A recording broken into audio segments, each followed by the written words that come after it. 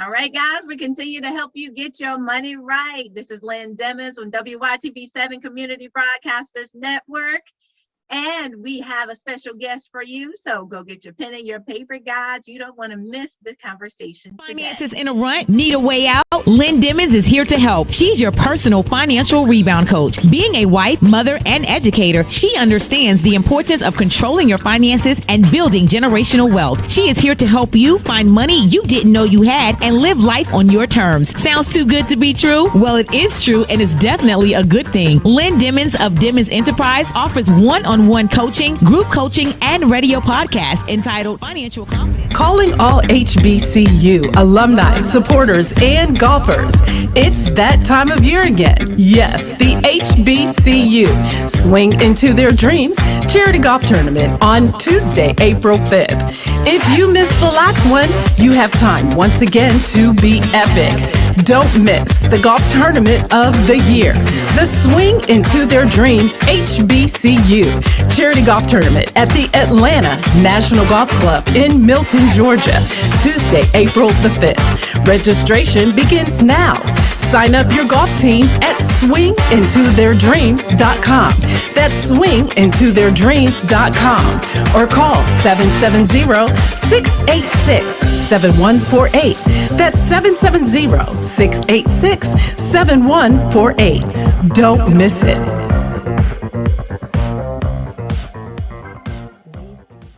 Joining us for this episode of Financial Confidence, where we're helping you to make your money, keep your money, and grow your money so you can do the things that you're called to do. That's to build generational wealth and leave an inheritance for your children's children. The guiding principle for this show is Matthew 6:33. Seek ye first the kingdom of God and his righteousness, and all these things shall be added unto you. We also implore that you pray over your finances so you can do those things that you're called to do. If you will, bow with me. Lord, help us to value the things in this world that are really valuable. That's our relationships with you, our lives, and our families. Help make us responsible stewards of your financial resources, and let us trust your holy word. Eternal glory in thy son Jesus' name we pray. Amen. All right, guys, I told you this was going to be an epic conversation today. We have the creator of Sammy Rabbit on board with us. If you don't know who Sammy Rabbit is, you're going to get to know today, and I highly implore that you check him out, guys. We have Mr. Sammy X. Rennick on the show today. Sammy, how are you? Sammy is hopping. He's Sammy-rific. Awesome. So let's just hop right into this conversation. We know you've had some exciting things going on around your lessons that you're providing to youth around money. So you care to share some of the things that you've been working on here lately?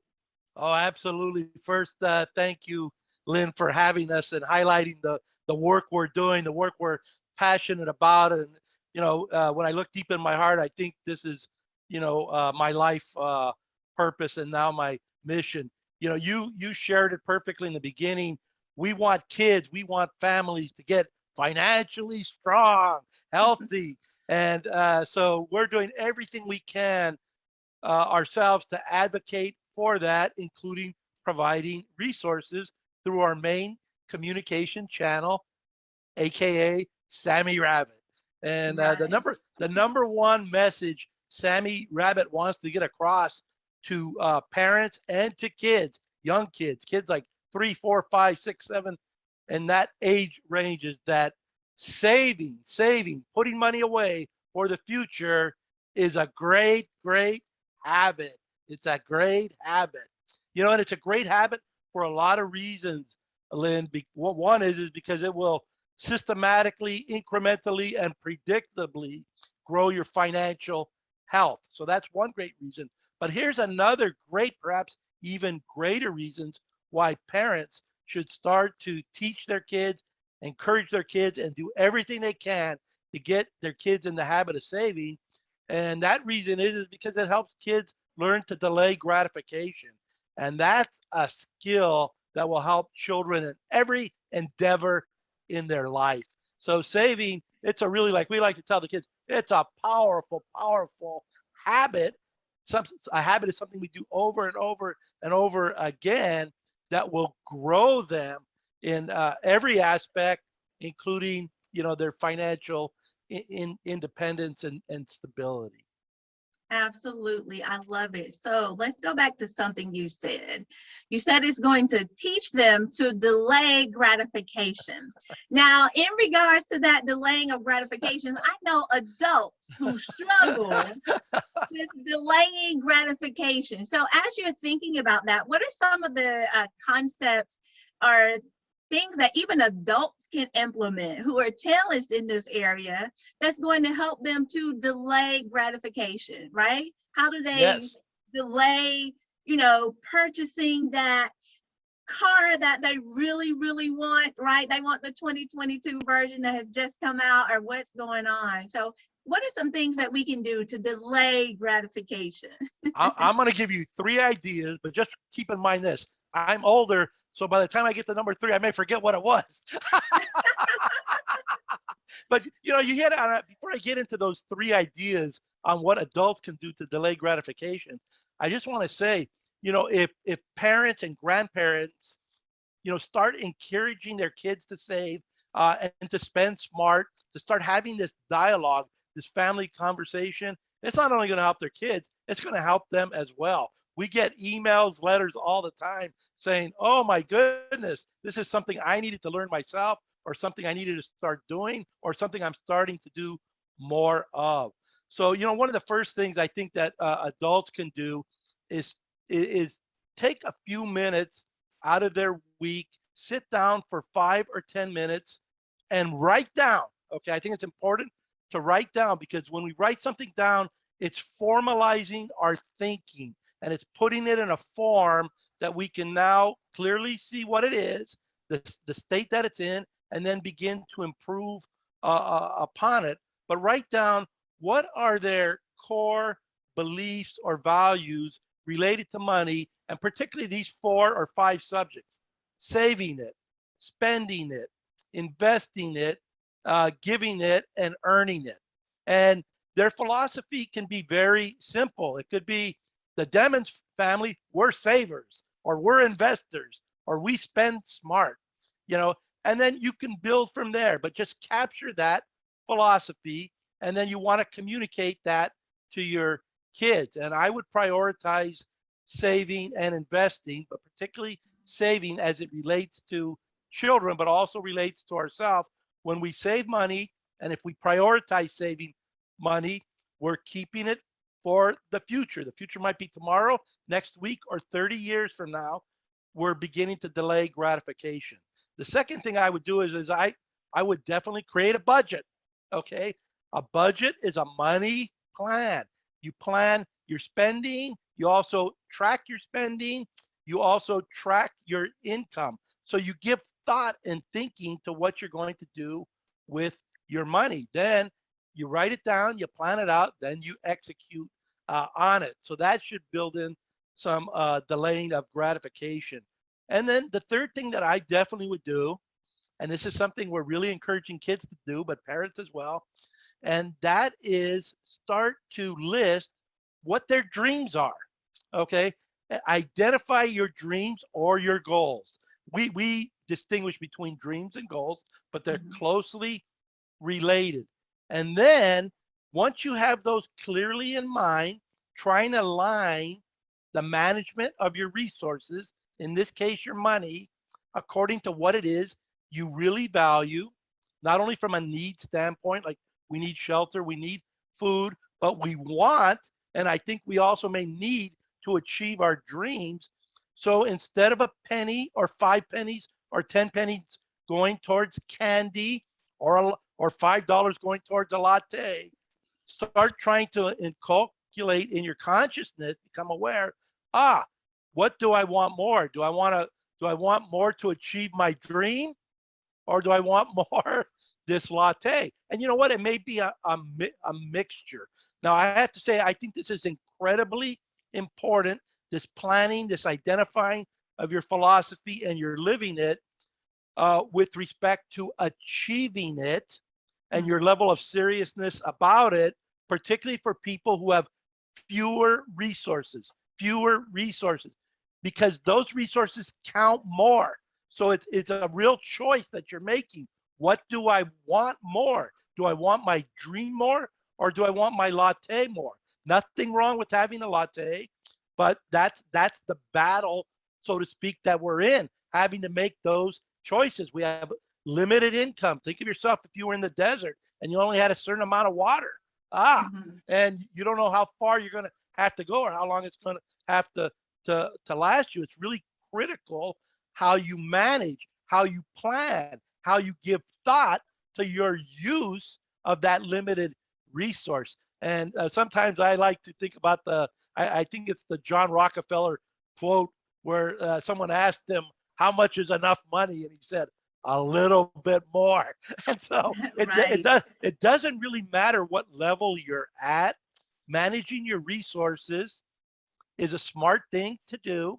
It's what, smart people do, regardless of their income level. And then when you have fewer resources, it's just more important.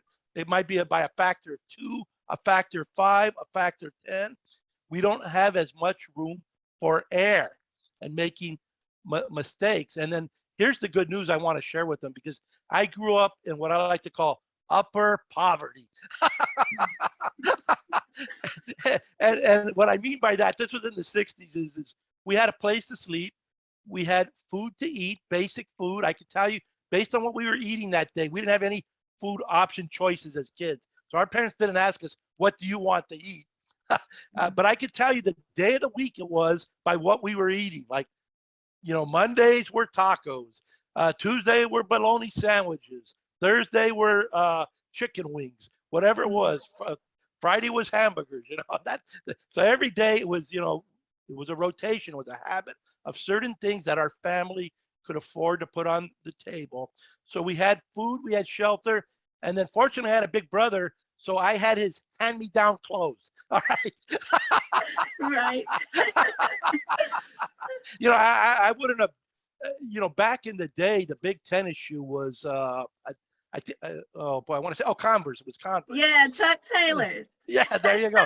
Okay, I still haven't owned a pair of Converse in my life. So just imagine, Nike would have never have been in the picture. It's like if we had $200, $300, or $500, that's going to food, housing, or in that case, let's say it was a little extra. Maybe we had 1 week a little extra. It's probably going to go into education. All right, which brings me, to a couple of things. My father was self-taught, and boy, he provided a powerful image for me in this sense. He's long passed on, but I can still envision him in our house reading the dictionary. This is on a daily basis, trying to add to his vocabulary, reading the newspaper, something he did daily, and then he would read books from the library. He was a reader. And by the way, that's one of the things or reasons why when I created Sammy the Rabbit, the first product we created was a storybook. I think it's so important not only to learn about money, but I think reading is a differentiator. Okay. And so something, what I don't think families, and particularly lower income families, fully realize and appreciate is really how much is available to them today. Okay. So back when I'm growing up, if I was going to school, I had to walk or get on a bus for 2 or 3 miles. I didn't have a cell phone that I could click into and get great financial literacy right from my own home or maybe from my school. You could tap into all the greatest resources that exist practically today. Almost anyone. I know there's a few areas where access is, let's say, more difficult, but it isn't as difficult as it was in the 60s or 70s or even 10 years ago. It's much easier now. This is a message I want parents to get to them and get to community leaders. One of the narratives I hear a lot about is we need more financial literacy in schools. I agree with that, but let me just say this: you don't have to wait. Okay, financial literacy is available today, right now, in a click. You can get on it right after this interview. There's a lot of great free financial literacy. There's a lot of great financial literacy that you pay for. So it's available. It's available right now, and you don't have to wait for schools. Now, if your school offers it, that's one probably pretty good source. Okay, you got to vet these sources out. That's smart spending. So just because it's in school doesn't mean it's good, but it's probably been vetted a little bit. It meets some standard, so it's probably headed in the right direction. But I think we need more voices like yours, like mine, and others that are telling people, look, you can access this now. And I've interviewed you for our website, and I know a little bit about your story, and you're younger than I am, but you probably grew up in the 80s, maybe the 90s, but probably, if I remember correctly, the 80s. Yes. And somehow your parents were getting you some great, or giving you or getting you, in my opinion only, check my opinion out, but on these core issues, I think they were giving you the right messages. And so, my goodness, someone as old as you are, Lynn, was getting those messages back in the 80s. Now, people can click and get them. So get them, because, this is the thing. The whole world runs on money to some degree. We're involved with it every day, whether we're buying clothing, buying food, gas. If we're brushing our teeth, we probably had to buy that toothpaste. We're turning on lights and electricity.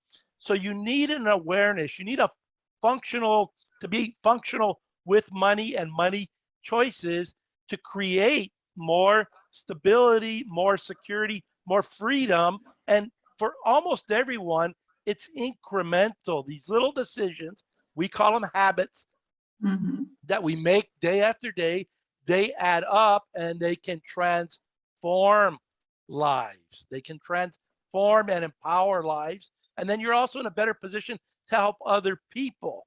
When you've done it yourself, that provides a lot of hope and inspiration, and also a path. People can, Lynn, how did you do it?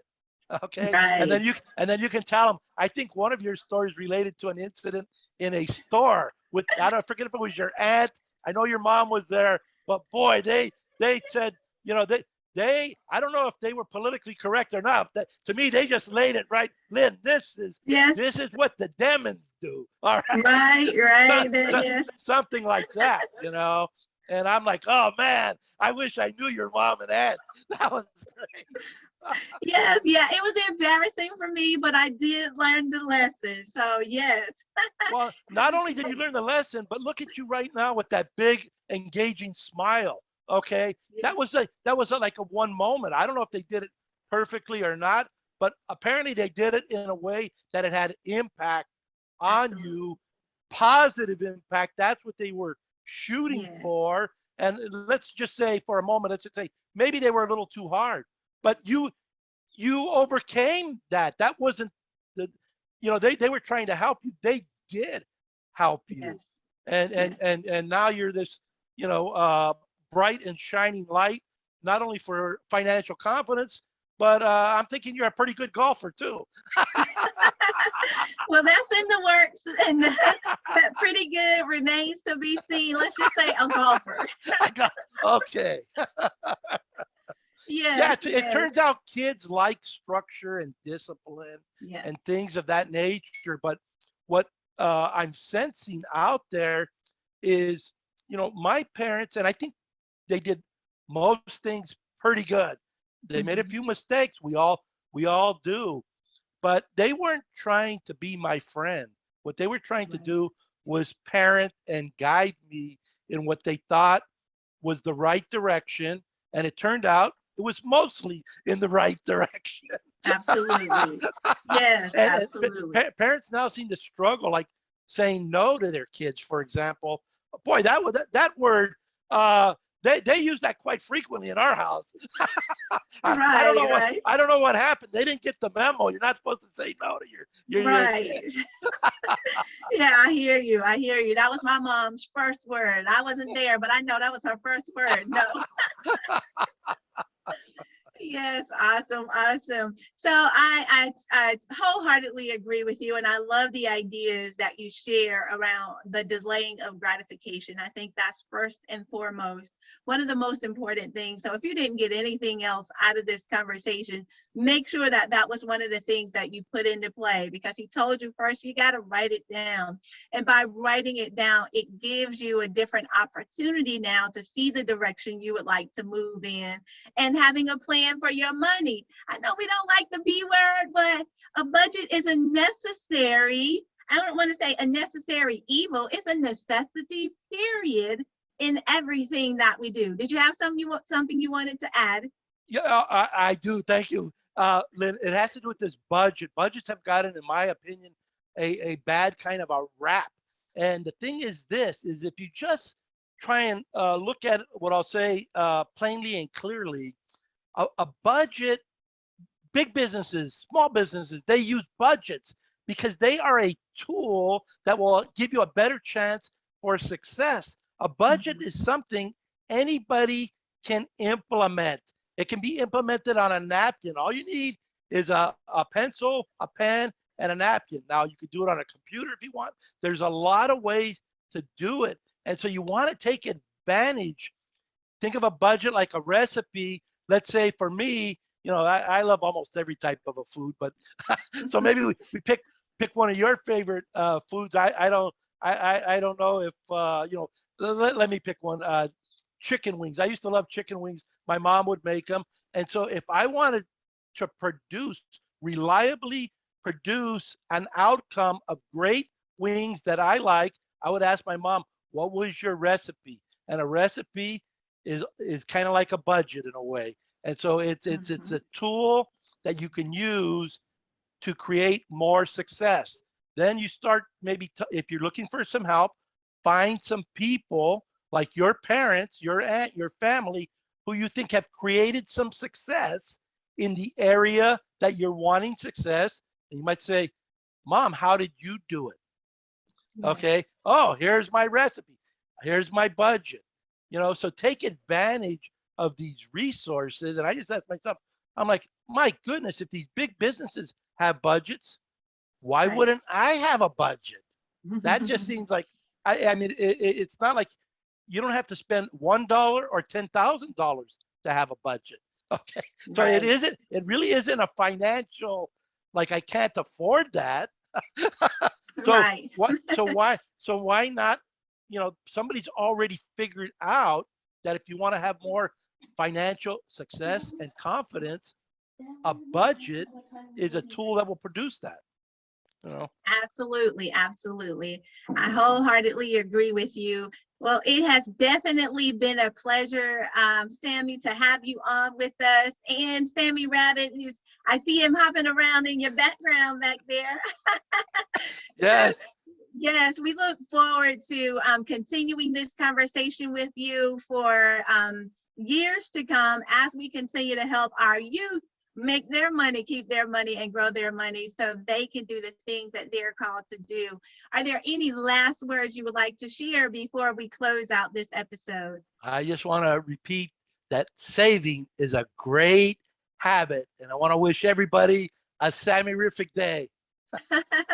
Awesome, awesome. Yes, guys, wishing you a Sammy-rific day as well. Thank you so much for tuning in for this episode of Financial Confidence with WYTV7 Community Broadcasters Network. If this has been invaluable for you, head on over to WYTV7.org and leave a donation so we can continue to educate, empower, and inspire. All right, guys, thank you for tuning in for this episode. Oh yeah, don't forget to like, subscribe, follow, and share, because sharing is caring. Make sure that you do that, and we'll talk to you next week, the same time in the same location. Until then, you stay safe.